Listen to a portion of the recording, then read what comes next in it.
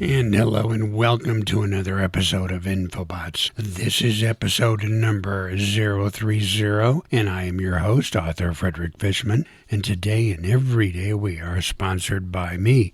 So for links to all my books, apparel, and gear, go to my main Infobotts website at infobotts.com, spelled with 2 T's at the end, infobotts.com. And you can also help us out and show your support by going to our Patreon page at Patreon, that's spelled patreon.com/Infobotts Podcast. Okay, let's get started.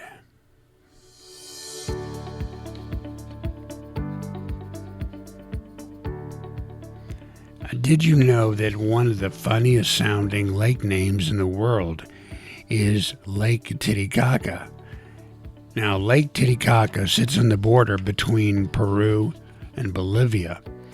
And living in Lake Titicaca is this huge frog called the Lake Titicaca giant frog. It lives exclusively in the water and lagoons around the lake. It is fully aquatic, and scientists are trying to save this animal. This giant frog has loose, baggy skin which ripples around its body and folds. Scientists believe that this baggy skin helps the frog absorb more oxygen from the water because the lake sits at an elevation of 3,800 meters or 12,500 feet.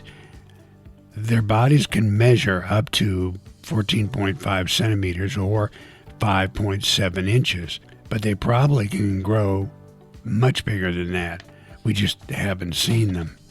But like so many other animals that live on our planet, they are endangered for many reasons, unfortunately. Not long ago, there were thousands found washed ashore, dead. Pollution for agricultural pesticides and fertilizers may have been the cause of the mass die-off of the giant frog, as well as plastics thrown into the lake. For some reason, local superstition has placed on this giant frog the belief that they are an aphrodisiac. The frogs are mixed into a drink called frog juice that is sold to the locals.